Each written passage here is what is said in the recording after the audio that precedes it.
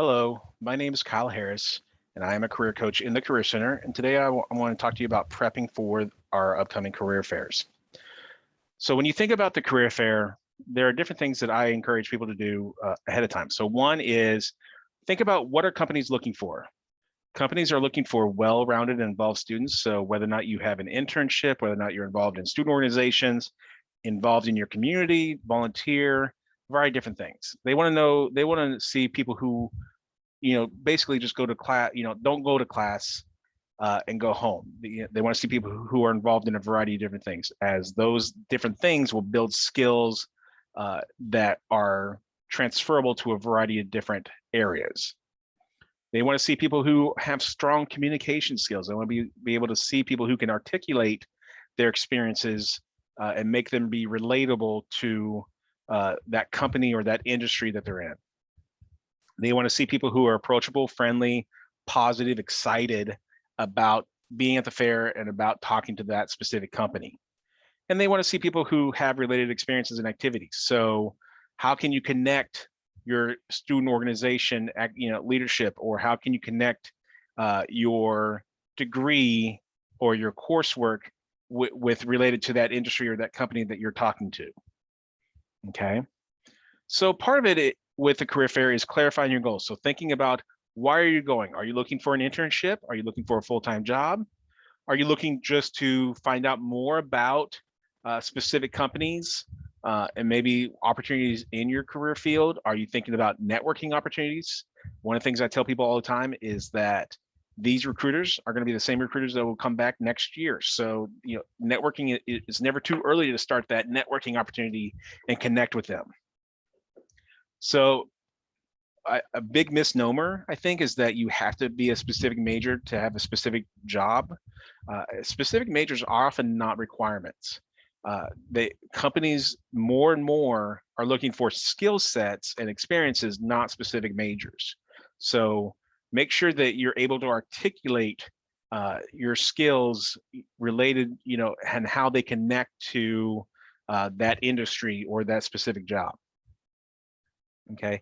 And it's also important to remember that even if you are required to attend because of a class requirement, take it as an advantage to network and connect with these different companies, and don't tell them that you're just there just for a class requirement. Research, make sure that you go into Handshake ahead of time and pull up the fair and look at the employers attending. Do your research. Look at why are they coming? Do they have specific jobs or internships posted? Are they, pull them up on Google and look at what's the company about? What is their product or service that they provide? What have they been in the news for? What are their locations? What's their mission statement or their philosophy? And so that way, does it connect with you? Does it, does it resonate with what you want to do, and what kind of values that you have? Do their values line up with your values?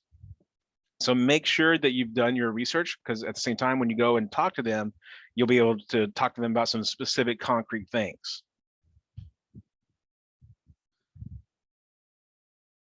So beforehand, always think about preparing your resume. If you have not done so, make sure you take advantage of bringing your resume in to the Career Center and have it reviewed.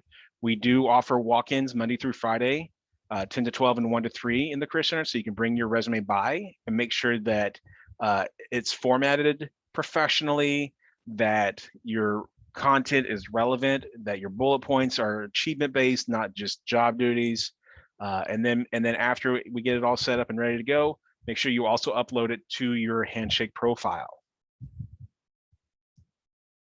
So prep, make sure you think about your opening and closing. How are you going to introduce yourself? We're going to talk about an elevator pitch here in just a second.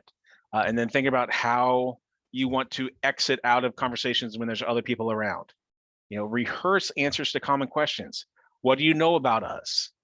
Why did you pick your major?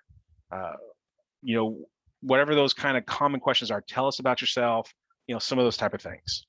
Okay. And then spend some time at the fair. Don't think you'll be able to walk in and be successful in 15 minutes. Maybe spend an hour there and be able to talk to multiple companies about opportunities. Think about talking to companies that maybe you've never heard of because you're not quite sure what uh, the opportunities are. Okay, maybe a new company and maybe a new company to the area. And so there may be tons of opportunities that you've never even thought about. I always stress the importance of professional wear. So, business suits as much as possible for men and women. If you do not have a professional attire, make sure you take advantage of the clothing closet. We do offer the clothing closet over here in the Career Center. Try to avoid sweatshirts or sweatpants or shorts or flip-flops, anything like that.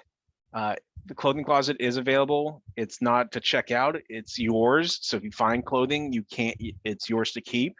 It's all professional dress over here in the Career Center. So take advantage of it before the career fair. With the elevator pitch, make sure that this is how you introduce yourself. So think about having some specific goals in mind in the conversation. Your name, your major, your goal. What do you have to offer? So this is where you talk about relevant skills or experiences. Why are you interested in this company or this industry? And then end with a question back to them. That way you kind of lead the conversation.